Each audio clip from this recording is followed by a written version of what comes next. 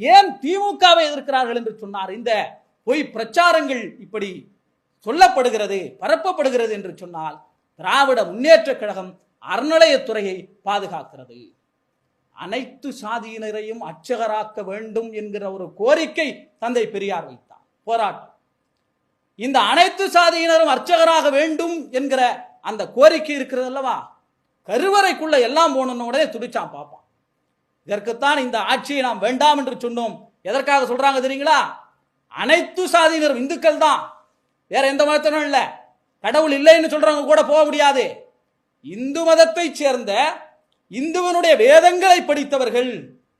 ஆனா பார்ப்பனர் அல்லாதவர்களும் அனைத்து சாதியினரும் அர்ச்சகராகலாம் என்கிற ஒரு சட்டத்தை பெரியார் முன்வைத்தாரே, அந்த சட்டத்தின்படி அவர் வந்தபோது கலைஞர் அதை சட்டமாக்கினார். அங்க இருந்தா எதிரிகள் உருவாகிறாங்க. ஏன் திமுகவுக்கு இத்தனை எதிரின்னா, எல்லாம் ஏதோ அவர்கள் ஊழல் செய்யவில்லையா, அவர்கள் கொள்ளையடிக்கவில்லையா, நீங்கள் அதையெல்லாம் திமுகவினுடைய எதிரிகள் பண்பாட்டு ரீதியாகவே தாக்குதல் நடத்தக்கூடியவர்கள். அதனால்தான் தண்டிக்கப்பட்ட குற்றவாளிகளை கூட ஊழல் பட்டியலில் சேர்க்க மாட்டார்கள்.